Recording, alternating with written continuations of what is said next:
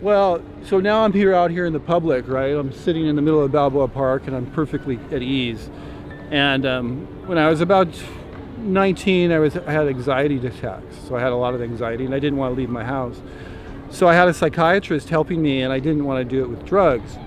So he explains to me that long distance running is a really good antidepressant and I needed one. So I started becoming a long distance runner. But he also suggested that I learn to meditate. So I was a long distance runner for a long time. I ran a lot. It really helped. You know, I started being able to get out and go places. But then I started meditating after a while. I meditated so much. I meditated at least 2 or 3 hours a day for maybe 6 or 9 months. That in my dreams, I started being able to see what was going to happen in the future. I didn't really understand what was going on. I literally also could tell when my sister was going to call me. I could predict things. I literally became psychic. Like, I didn't know quite what was happening because it wasn't predictable, but I decided one day to stop in at the Del Mar racetrack. I was going, wow, this is crazy. And it was a Friday afternoon and I drove to the Del Mar racetrack and I sat there and I go, which horse is going to win? And I looked at the names and I hid from myself the odds for the horses. And I can't remember the name of the horse, and I just said, it's going to be Thormeister or some sort, some horse. And I'm sitting there, and the horse won. And I'm going, oh my God. And so then I did the next race, and it won. And I won like 3 races in a row, which was, for what I was betting, I won a couple $100. And I go, oh my God, what's going on here? And so I went to the track. I started leaving work early when the track would open, so I could get there and start betting. But then I became sort of crazed, like, I gotta get a lot of money, I'm gonna help all the kids in the world and stuff. And when I would get crazed about it, I couldn't do it. I had to relax and not care if I really won or not. So I did that for a couple of years. And I won a lot of money, but I decided that it wasn't really that useful, because if I tried to get too much money, it didn't seem to work. But to this day, the last time I went out to one of the casinos, sat there and listened for the horse races and bet on it, I won. Anyway, that's what nobody would ever believe.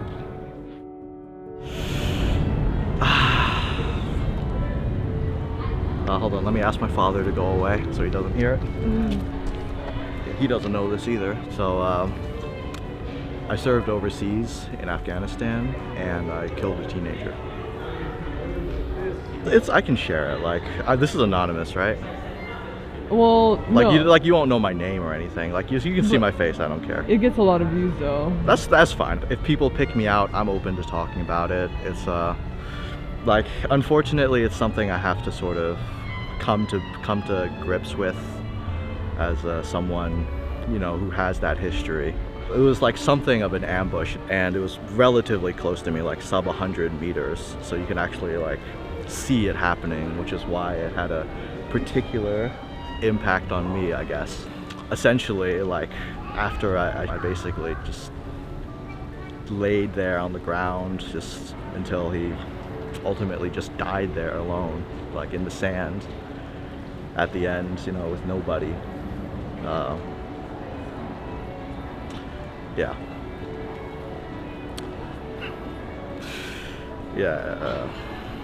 Don't really know what more to say about that without really breaking down. And it's definitely made me a little bit disenfranchised with the United States, the military, especially since I joined the military to get an education. What was the whole point? It was in Afghanistan, and everyone knows how that turned out. It's just do all that, go through all that.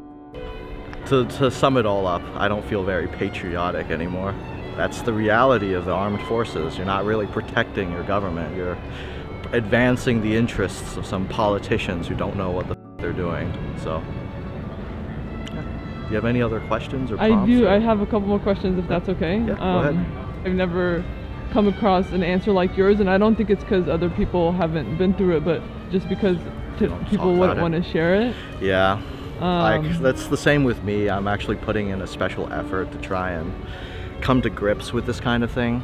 So, like it or not, it's something I have to eventually accept about myself and The fact that stuff like this is happening, stuff like that around the world, it's just, I guess I try not to think about it so you can actually live your life and continue to function. What's something I wouldn't believe about you? So I feel like I've always come off as a very positive person, and I consider myself a very positive, optimistic person. I try to always view things in a good light. But in the past couple of years, I have started to see the world in a very negative way. I don't want to necessarily say cynical, but very disappointing. And there are moments where I can see that there is light. I can see there are such good, wonderful people, and there is hope. But it's very hard to kind of hold on to that on a daily basis. So I definitely have that deep inside me, and I feel like a lot of people wouldn't really realize that. Does something specific happen that made you have this new viewpoint of the world, or? Yeah, so being that I'm Palestinian, the big thing right now, obviously, everything going on in Gaza, that has been weighing on me so incredibly heavily. And it's very, very difficult to have hope in the midst of that and see any sort of light when not only is this going on, but it is allowed to go on for over 100 days at this point. I've honestly lost count. So that's been pretty heartbreaking. Is your family okay in Palestine? Yeah, so my family's in the West Bank, not in Gaza. I visited them a few months ago, and they are safe, but of course, we could tell that they were very scared, but trying not to really show it. Of course, there's this constant fear that my family won't be safe for much longer, so that has been really difficult to deal with. So it's hard.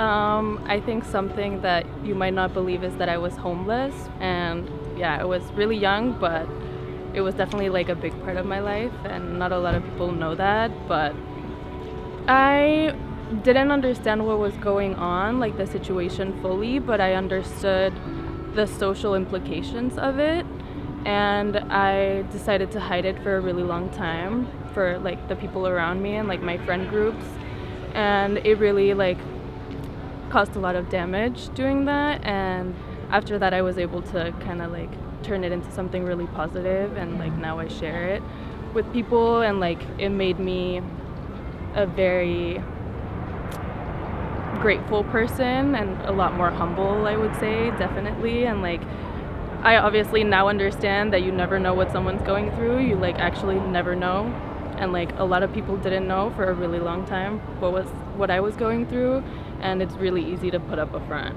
So it's good to be like open-minded about that. What's something I wouldn't believe about you? That I'm a princess. Like literally? Yeah, You're a princess. I'm a princess. Princess of where? I can say it's Orifte, that's how you say it. What does it feel like to be a princess? Honestly, because I grew up in it, it's very normal. Yeah. What's life like as a princess? Ooh, that's interesting. I think like if you think about it, it depends on where you're from and how they treat princesses. Where I'm from, it's more like we just have like certain obligations. Like we have to go to certain things that is happening around town. But other than that, it's like pretty chill. Do you like being a princess? I do. I do. What do you want to say to the world as the princess of where you're from? Be you. And just have fun and be kind to other people. Yeah, I love that. There you go. So, I mean, I look like a soccer mom from from Connecticut, but I was an entertainment reporter for 15 years. I met everybody in the world. I met Mick Jagger and Paul McCartney and Ringo Starr and Pavarotti and presidents. I did a lot of theater as well, and Steve Martin wrote a play called Picasso de la Panagile, and he showcased it first in Stamford, Connecticut. And so the reporters were invited to come and interview him. And I had a really bad cold, and I was reluctant to go, but I'm like, I don't want to miss this opportunity. So sure enough, I get there. My cold is so bad, I've gone through every tissue I have in my car and the drive down. And somebody asked a question, and he rolled his eyes and looked bored already. And somebody else asked a question, and I finally came up with a question in my mind that I thought wouldn't offend him. And I rose my hand, and he rolled his eyes as if to say, "What have you got?" And when I went to ask the question, a bubble booger came out of my right nostril, and it was so big that it looked like a bazooka bubble, championship bubble. Like if I was in a contest, I would have won, but it didn't even pop. It just kind of floated. I mean, even if it randomly happens when you have a cold and you get a little bubble, like it's a little thing and it pops, right? No, this thing was like, it was like defied every law of physics that there is. And his eyebrow went up to his hairline, and he tightened his lips to stop himself from laughing. And I'm going, oh my God, I'm looking down, he's looking at me, and we were both kind of on access with each other, so not everybody could see what was going on. And I went like this, which was the only thing I could think of doing in that moment. So now I have it's all over my face, under my hand. And I said, how did you envision Picasso and Einstein having a conversation in a bar? And meanwhile, I'm reaching down in my bag to search for the only tissue that I got, and I find it, and it's a wet wad of wet tissue, and he's talking and talking and talking and smirking and watching me do this whole thing of trying to wipe my face off. And I was literally dying, right? Like there was nothing I could do other than get up and walk out of the room. So now I got my face kind of over here, and I was going for the sleeve at this point, because what was I going to do, right? And so he keeps talking, and other people would try to get his attention, and he kept looking back at me, like, what else you got? What else you got? And I was so mortified, and my tape recorder was like 20 feet away in a malt box connected, and so I couldn't even get up and skulk out quietly before the thing ended. So the thing ends. I'm mortified. He kept looking back at me multiple times. I jump up, run, grab my material, my equipment, I shove it in my bag, and I go running for the door, and I'm looking down, and I look up, and he blocked my exit. He wouldn't let me leave, and he goes, and I'm like, are you torturing me right now? Are you really? And he goes, no, I just wanted to tell you, that was the funniest thing I've ever seen. So I'm like, okay. And I was literally had nowhere to go, but I was right. But the bubble booger and Steve Martin remains, that one will stay with me past the dementia. I still remember it. I'm 50 and I've had 4 knee replacements. 4. The eyebrows went up. You see? Yes. I'm not sure if the hardest part of that to believe was the knees or the fact that you're 50. It's a 50, yeah. You look a combo. so young. I dig it. Can you maybe share what's been the hardest part of that, or? Oh God.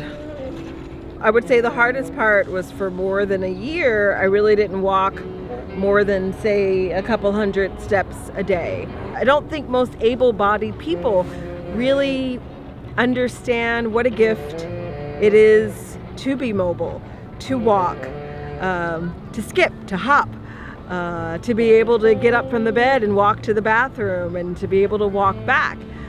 Just these little simple things, simple things.